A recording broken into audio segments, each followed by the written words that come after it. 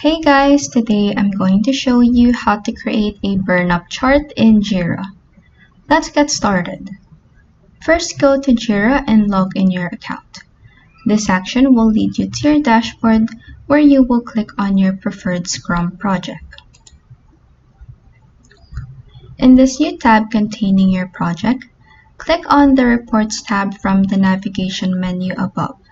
If it's not visible for you, click on the plus icon at the end of your navigation menu, and this pop-up will open. In here, you should see the Reports tab. Next, click on the Reports tab, and in this new page, click on the Burn Up report.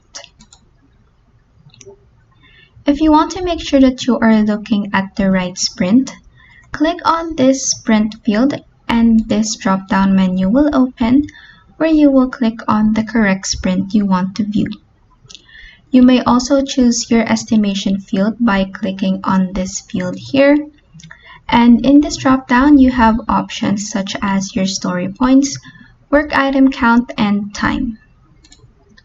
Down here in your chart, the x-axis of your chart represents time, which is measured through dates. The y-axis of your chart represents the work scope. This is what you are choosing to view from the estimation field.